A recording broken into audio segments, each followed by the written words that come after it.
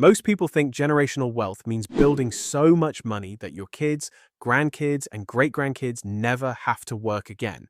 But here's the uncomfortable truth. Generational wealth usually dies. Not slowly, not randomly, predictably. Statistics show that nearly 70% of wealthy families lose their wealth by the second generation, and almost 90% lose it by the third. This pattern is so common it even has a name.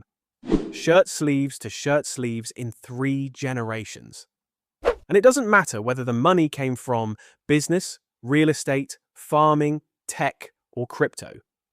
So today we're breaking down why generational wealth collapses so often, the psychological stages each generation goes through, and most importantly, how you can actually break the cycle.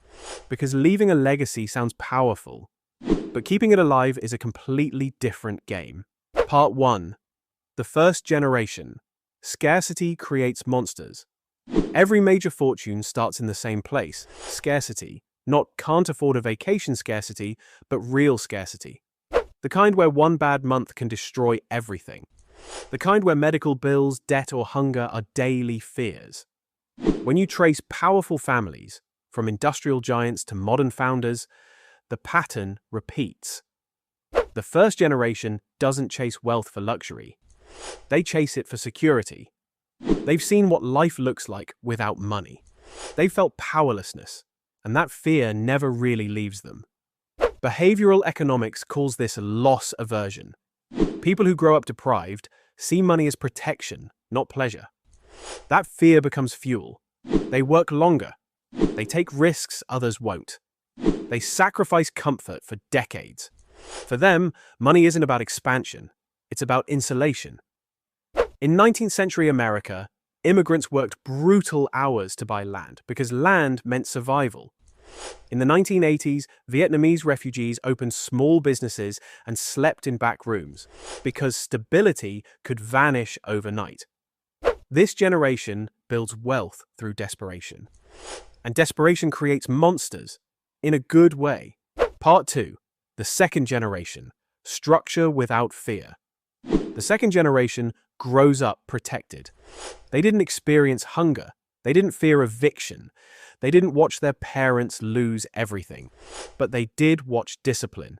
They saw routines. They saw sacrifice. This generation usually becomes managers. They don't build the empire. They scale it. They add systems. They formalize operations. They professionalize what the first generation brute forced.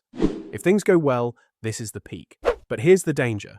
They understand structure without understanding fear, and that gap matters. Part 3. The third generation. Comfort without purpose. By the third generation, the original struggle is gone. Wealth now feels permanent, automatic, but wealth is not self-sustaining. It's like a business or a relationship. Without attention, it decays. This generation often grows up surrounded by comfort and confusion. They're told they're important, but they don't know why. They didn't earn power, yet they have it. They didn't build value, yet they control it. Without purpose, motivation dies.